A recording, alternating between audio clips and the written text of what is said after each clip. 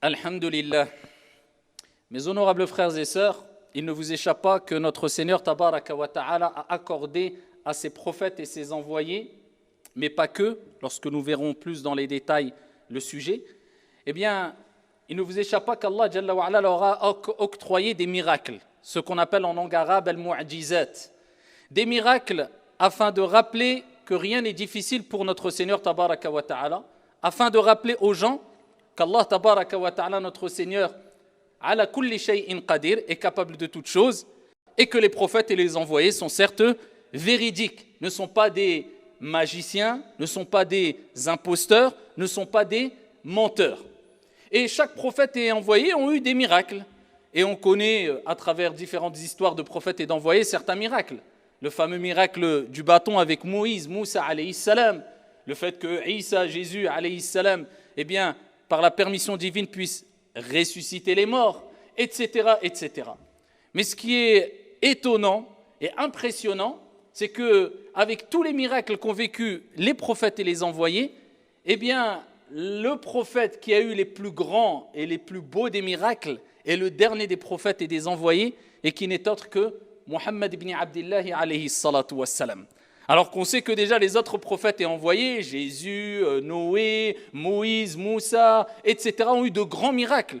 Que dire des miracles du prophète Muhammad alayhi afdalus salati wa askat taslim. Alors avant d'aller plus loin, il faut faire une certaine distinction rapide entre le terme miracle, le terme prodige et le terme magie. C'est trois choses différentes. Les miracles sont spécifiques aux prophètes et aux envoyés. On ne peut pas dire à notre époque que quelqu'un, eh bien, Dieu l'a comblé d'un miracle. Nous, dans notre croyance, en tant que musulmans, non. C'est spécifique aux prophètes et aux envoyés. Et le dernier des prophètes était Muhammad alayhi salatu wassalam, qui a vécu il y a plus de 1400 ans derrière nous, plus de 14 siècles. Par contre, il y a ce qu'on appelle al-karamat, ici, si on pourrait traduire par, je ne sais pas exactement est-ce que la traduction est vraiment appropriée au terme, mais dans l'explication, on va se comprendre et être un peu plus précis, c'est ce qu'on appelle les prodiges. Les prodiges, c'est des signes que Dieu peut donner à l'être humain. Ce n'est pas spécifique aux prophètes parmi les êtres humains, mais non, à l'être humain de manière générale, et plus particulièrement, bien sûr, à ce qu'on appelle al-awliya. Allahumma ja'alna minhum. Qu'Allah fasse de nous des gens qui font partie de l'awliya, c'est-à-dire al-awliya. Ce sont les rapprochés d'Allah, ce sont les alliés d'Allah, ce sont celles et ceux qui craignent scrupuleusement avec amour leur Seigneur Tabaraka wa Ta'ala. Eh bien, ceux-là peuvent être dotés de prodiges. C'est-à-dire que Dieu va leur envoyer des signes, des sortes de prodiges qui vont leur rappeler que Dieu a une relation particulière avec eux. Parce qu'ils ont demandé peut-être à Dieu qu'ils avaient besoin des signes, de signes particuliers pour apaiser leur cœur, pour renforcer leur certitude. Et Dieu, à leur piété, à leur grand rapprochement avec leur Seigneur Tabaraka wa Ta'ala, eh bien Dieu leur envoie quelquefois des prodiges, la capacité de voir des prodiges. Eh bien ici, ça peut toucher toutes et tous, mais on ne rentre pas dans une certaine psychose ou alors un certain délire en prétendant que tous les jours il vous arrive, parce que certains prétendent « Ah, moi j'ai vu des anges, moi j'ai vu ceci, moi j'ai vu cela », en prétendant qu'ils ont été touchés par des prodiges. Non. Ça, en général, de toute manière, comme je dis, de manière plus spécifique, ça touche les pieux, les rapprochés d'Allah subhanahu wa ta'ala, les gens qui ont atteint un certain degré de iman, de proximité élevée avec leur Seigneur tabaraka wa ta'ala. Et je ne parle pas d'imposteurs ou de charlatans qui vous font croire des choses qui sont totalement contraires avec la législation et avec ce que Dieu et son messager alayhi salatu wa salam nous ont enseigné. Non, c'est en totale concordance. Eh bien, ces signes-là peuvent toucher les gens, mais il faut savoir que la différence, ou parmi les différences entre le miracle et le prodige, c'est que le prodige, eh bien, ne profite qu'à celui qui vit ce prodige. Tandis que le miracle profite à autrui. C'est des miracles pour impressionner, convaincre et rappeler que ce n'est pas un imposteur. Je suis un prophète, je suis un envoyé. Bon, pour être clair, le prophète dit « je suis un prophète, je suis un envoyé ». D'accord ? Et il y a ici la magie. La magie, c'est autre chose. La magie, c'est une illusion provoquée par la cause de l'être humain. Contrairement au miracle, qui n'a pas de cause humaine. C'est-à-dire, ce n'est pas une illusion, ce n'est pas une magie qui peut ici s'annuler, ce n'est pas... Non, c'est divin. Ça vient d'Allah subhanahu wa ta'ala. Ça, c'est pas pareil. Donc, distinguer entre ces 3 points-là déjà. Et comme je vous ai dit précédemment, les miracles, les prodiges, les signes permettent de reconnaître la véracité de l'interlocuteur, mais pas que. Ça permet aussi à l'être humain d'apaiser votre cœur. C'est pour ça qu'il y a des gens, des rapprochés d'Allah, quelquefois ils disent « Ya Allah, ils sont dans des situations de détresse. Ils sont tellement proches d'Allah, mais ils arrivent à des degrés d'épreuve énormes jusqu'à ce qu'ils demandent à Allah un signe. » Ils demandent à Allah un signe pour les raffermir, pour les pousser à patienter encore. Tout de suite après, Allah leur envoie un signe. À travers soit un rêve, soit un événement qui ne s'y attendait pas, soit plusieurs exemples ici peuvent être donnés. Et rien d'étonnant, Ibrahim alayhi salam, notre père, on va parler des miracles du prophète Mohammed alayhi salatu wa salam. Mais avant cela, Ibrahim alayhi salam, lui-même, notre père, Ibrahim alayhi salam, Abraham, c'est l'exemple, c'est le grand prophète Ibrahim alayhi salam. Avec cela, Khalilur Rahman, l'ami intime de notre Seigneur Tabaraka wa Ta'ala. Et avec cela, qu'est-ce qu'il a dit Ibrahim? Preuve que l'être humain a des faiblesses. Tout être humain a des faiblesses. Il peut être pieux, il peut être vertueux. Nous ne sommes pas parfaits. Al-kamalu lillahi azza wa jal. Et il dit Qala rabbi arini kayfa tuhyi al-mawta. Allah il dit dans le Coran quand il parle d'Ibrahim alayhi salam, il dit oh Allah, montre-moi comment tu ressuscites les morts. C'est Abraham qui dit ça, Ibrahim alayhi salam, qui a parlé avec Allah azza wa jal. Allah lui dit Qala awalam tu'min? Tu n'as pas la foi, tu ne crois pas? Il répond quoi? Bala. Il dit bien sûr que si. Donc Ibrahim a demandé ça à Allah azza wa jal, pas parce qu'il doutait, parce que al-aqid, la bonne croyance, c'est le fait d'avoir une certitude quant à l'existence de Dieu sans aucun doute. Ce n'est pas qu'il doutait. Preuve en est, il a dit Bala, bien sûr que si. J'ai la foi, j'ai la croyance, je crois en toi, en ta capacité, en ta puissance. Mais c'est simplement pour que mon cœur soit apaisé. C'est-à-dire, il voulait monter de degré de certitude. Parce qu'il y a la certitude qui est appelée ilmul yaqin wa aynul yaqin. Je suis sûr que Dieu existe de par ma connaissance. Mais il y a la certitude de la vision. Tu vois le miracle. Toi, tu sais qu'il y a la tombe, qu'il y aura des choses qui vont se passer dans la tombe. C'est la connaissance, certitude qui est liée à la connaissance. Mais lorsque tu seras dans ta tombe, tu vas passer au 2e degré qui est quoi? Aynul yaqin. Tu vas voir avec tes yeux. C'est un degré au-dessus. Donc Ibrahim a voulu passer directement à quoi? Aynul yaqin, un degré au-dessus. Pour que son cœur soit apaisé. Vous connaissez sûrement la fin de l'histoire. Allah lui dit, prends 4 oiseaux, eh bien tue-les, mets-les dans des collines différentes, et ensuite appelle-les, et ils vont retrouver leur apparence originale, et ils vont venir vers toi. Et c'est ce que Ibrahim alayhi salam a fait. Et le prophète alayhi afdalus salat wa taslim, comme je vous ai dit, a eu les plus grands des miracles. L'imam Shafi'i, rahimahullah ta'ala, vous savez ce qu'il dit? Il n'y a pas un miracle qui a été donné à un prophète, à un envoyé, sans que l'équivalent ou un miracle encore plus grand a été donné au prophète Mohammed alayhi salatu wassalam. Ils ont dit, il y a Imam Isa, Jésus alayhi salam, il ressuscitait les morts. Pour dire, quand même, c'est pas... Qu'est-ce qu'il dit l'imam Shafi'i? Il dit, il a été donné plus grand que ça au prophète alayhi salatu wassalam. Le bois, le tronc d'arbre, la matière, le bois, le tronc d'arbre sur lequel il s'appuyait a gémi, a ressenti une tristesse. Le prophète a posé sa main sur lui et l'a réconforté. Alayhi salatu wassalam. Qu'y a-t-il de plus grand que cela? Parce que l'être humain, oui, c'est grand de ressusciter par la permission divine une personne qui est décédée. Mais à la base, il était vivant. Et ça, on le connaît pas qu'à travers Isa alayhi salam. Le fait de pouvoir ressusciter les morts, il y a des histoires, des récits qui parlent de prophètes, d'envoyés, même Al-Masih ad-Dajjal aura cette capacité par la permission d'Allah, etc. Mais le fait que quelque chose qui n'a pas de vie à la base, ça n'a pas de vie, c'est du bois, al-khshab, n'a pas de vie, non seulement il s'exprime, mais il s'attriste et il ressent une tristesse et un désir ardent de ne pas perdre la relation avec le prophète Mohammed alayhi salatu wassalam, et voilà que le prophète descend et le réconforte. Alayhi salatu wassalam. Naam. Et c'est pour cela qu'il est rapporté fi sahih qu'une femme, l'histoire un peu plus précise, une femme est venue voir le prophète et a dit « Ya Rasulallah, j'ai un enfant qui est menuisier, permets-tu de te préparer un minbar pour remplacer le tronc sur lequel il s'appuyait pour faire le khutbah de Jumu'ah? Il dit, si tu veux. Et ici, elle est partie préparer, donc avec son fils, elle est partie préparer un minbar, ici une tribune pour le prophète alayhi salatu wassalam. Et quand elle l'a préparé, le jour du Jumu'ah, il est venu, il s'est positionné là. Et le prophète, il s'est mis de côté le tronc d'arbre sur lequel il avait l'habitude de faire le khutbah de Jumu'ah. Et quand il a fait le khutbah, c'est là où ils ont entendu tous un gémissement, comme des pleurs. Le prophète, il se tourne et c'est là où il voit le tronc d'arbre.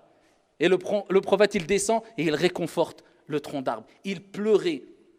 Il pleurait parce qu'il allait quitter cette proximité qu'il avait avec le prophète Muhammad alayhi afdalus salati wa askat taslim.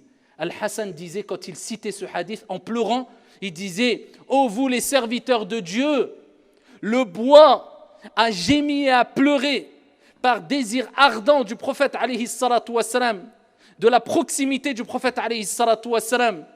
Comment vous n'allez pas avoir ce désir ardent de rencontrer le prophète alayhi afdalus salati wa askat taslim? À nous d'avoir ce désir ardent d'être proche, d'avoir la proximité du prophète Muhammad alayhi afdalus salati wa askat taslim. Ça c'est le bois, mais pas que. Ibn Hibban il nous rapporte qu'un jour le prophète alayhi afdalus salati wa askat taslim vit un bédouin passer, Arabi.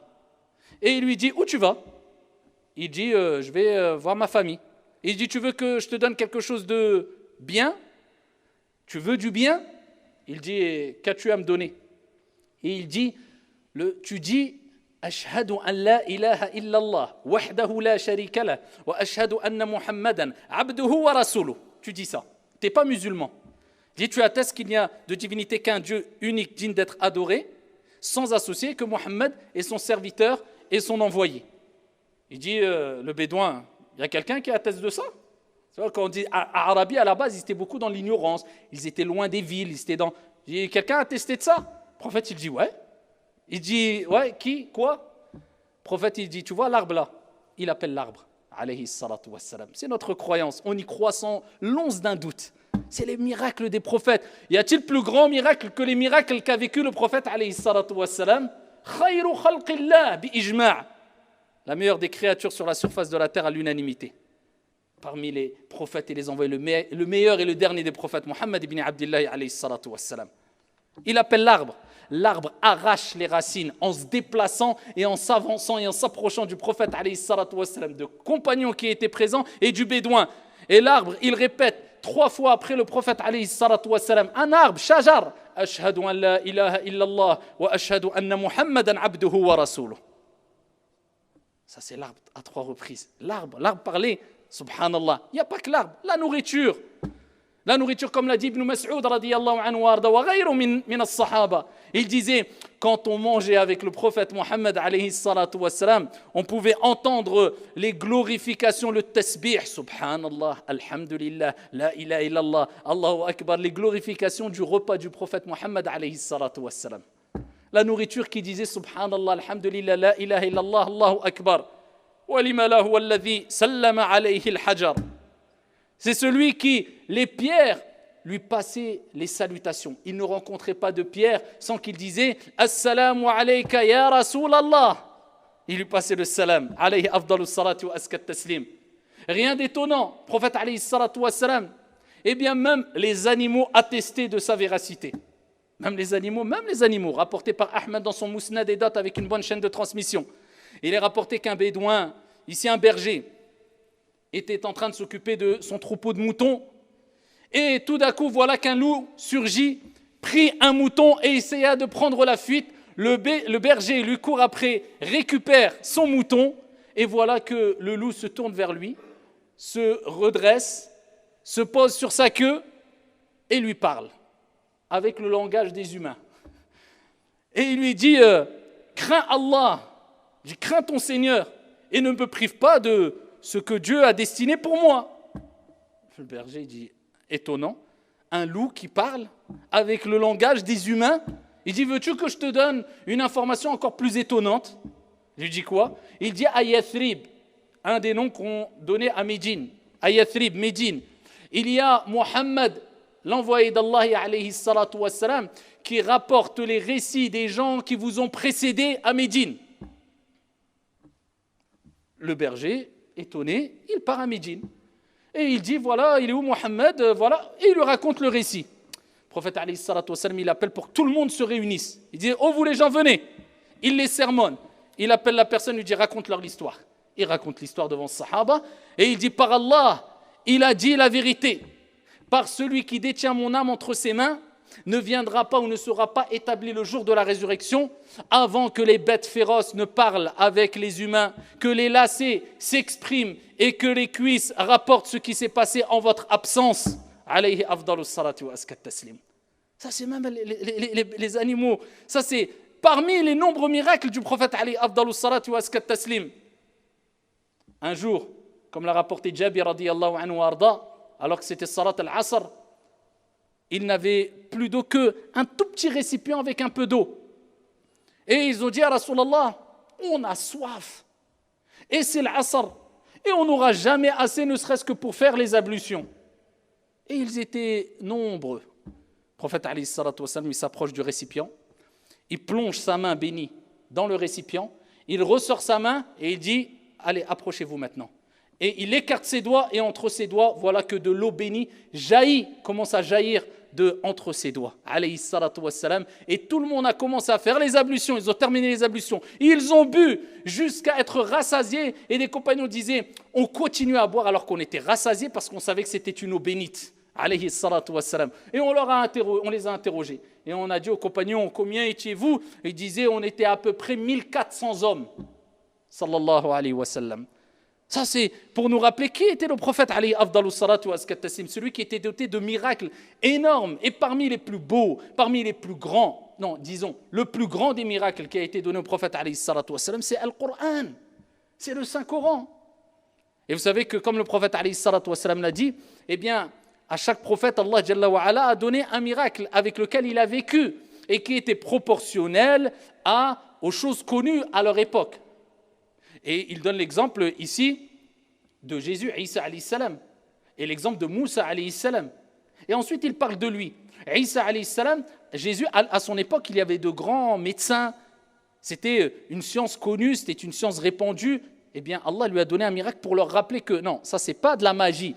Ça, c'est pas une science limitée. Ça, ce n'est pas humain. Ça, c'est divin. Y a-t-il plus grand moyen d'impressionner à travers la médecine que de pouvoir ressusciter les morts? Il n'y a pas personne, aucun médecin ne prétendra pouvoir le faire parce que là, on n'est plus dans le contexte humain, les causes humaines, on est dans la relation avec le divin, Allah subhanahu wa ta'ala. Et donc Allah lui a permis de ressusciter les morts. Moussa alayhi salam, il y avait beaucoup de as-sahara, beaucoup de sorciers, des magiciens, des illusionnistes, etc., etc. Donc il fallait leur montrer que ça, c'est pas de la magie. Vous avez vu la différence entre magie et al-mu'jiza? C'est pas de la magie, c'est au-dessus. Eh bien ici, vous connaissez l'histoire. Ici, quand il est parti dans le palais de Pharaon et les magiciens et les sorciers ont jeté leurs bâtons et c'était une illusion, il y avait des serpents. Et Allah Azza wa Jalla a dit à Moussa de ne pas avoir peur et jette ton bâton. Et il a jeté son bâton et voilà que c'était un grand serpent qui a mangé et qui a ici anéanti leur magie parce que là, ce n'était pas de la magie mais c'était un miracle. Et donc il rappelle cela. Et il dit, moi il m'a été donné le Coran. Parce qu'à l'époque du prophète, c'était des experts dans la poésie et dans la langue arabe. C'était des experts. Et vous avez vu qu'une des langues la plus riche, la plus éloquente, la plus belle, la plus complexe, c'est la langue arabe. Donc eux, c'était leur art. Vous savez qu'ils lisaient le Coran, par exemple à l'époque où les textes, ce n'est pas sans voyelles, même sans les points. Vous imaginez avec une lettre, tu peux en faire le ba, tu peux en faire le ta, tu peux en faire le tha, tu peux en faire le noun, ça dépend de la ponctuation. Eux, sans la ponctuation, ils savaient si c'était ba ou ta ou tha, selon le sens. Bref, c'était...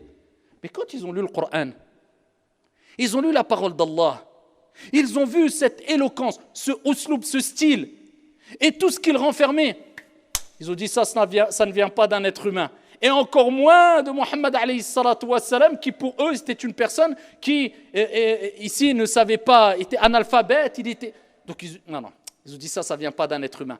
Et de plus, Allah Azza wa Jalla dit dans le Coran, « Inna nahnu nazzalna dhikr wa inna lahu lahafidhun » On a certes révélé le dhikr, le rappel, c'est-à-dire le Coran, et nous en sommes protecteurs. Et jamais personne n'est venu en disant, nous, on a une nouvelle version du Coran. Vous avez toutes les divergences qu'il y a en islam. Et sans parler des tendances, hors des tendances sunnites, Mais est-ce que vous avez déjà vu même par exemple un chiite ou bien un sunnite qui va dire non, nous on a un nouveau Coran. Tu peux toucher des choses, mais le Coran non, nous en sommes protecteurs. Preuve en est que le Coran est préservé et protégé. Sa parole est sacrée, son interprétation est autre chose, mais sa parole, elle est sacrée. Le Coran, il est sacré. Il est préservé par Allah Azza wa Jal, et c'est pour cela qu'aujourd'hui, des gens qui lisent le Coran, peu importe sa langue, sa nationalité, son niveau de science, combien disent « je lis le Coran, j'ai l'impression que Dieu me parle à moi ». Subhanallah, j'ai ouvert le Coran, je suis tombé sur un verset, subhanallah. C'est une mu'jiza, au-delà des miracles scientifiques qu'on trouve dans le Coran, etc. Il y a un effet caché qui est un miracle, et qui durera, comme le prophète a dit, jusqu'à la fin des temps. Donc, on vit quelque part avec la présence d'un miracle. Et d'autres miracles, vous savez très bien que les gens à la Mecque, ils ont dit, eh bien, donne-nous un miracle. Ils disent, qu'est-ce que vous voulez? Regardez jusqu'où ils ont été. Le Qamar, font la lune en deux. Qu'est-ce que tu veux demander de plus? Et Allah Azza wa Jalla a dit, l'heure approche, et wanshaqqa al-qamar, et la lune, eh bien, s'est fondue. Allah subhanahu wa ta'ala, il a fondu la lune comme miracle. Et on a avec cela, qu'est-ce qu'ils ont dit? Non, ça c'est du sihr, c'est de la sorcellerie ou de la magie. La preuve qu'il y a des gens, quand ils sont en face de toi, qui sont malhonnêtes, tu peux lui apporter 1 milliard de preuves. Si Dieu ne l'a pas guidé, et s'il n'a pas un minimum d'honnêteté, ça ne sert à rien, peu importe les miracles que tu lui montreras, car la guidance, c'est un cadeau divin de la part de notre Seigneur Tabaraka wa Ta'ala. C'est quelques miracles et je vous invite à aller rechercher les autres miracles parce qu'on pourra en parler longuement, simplement pour vous rappeler que Ar-Rasoul, le messager, le dernier des messagers, Muhammad alayhi afdalus salatu wa askat taslim, a vécu et a fait vivre aux compagnons des choses exceptionnelles. Et c'est pour cela qu'on doit avoir ce désir ardent de le rencontrer physiquement. Et pour cela, il faut suivre sa sunna, aimer le prophète alayhi afdalus salatu wa askat taslim et multiplier les prières sur lui en disant beaucoup Allahumma salli wa sallim على محمد هذا وصلوا وسلموا رحمكم الله على نبي المختار كما أمركم بذلك جل وعلا حينما قال إن الله وملائكته يصلون على النبي يا أيها الذين آمنوا صلوا عليه وسلموا تسليما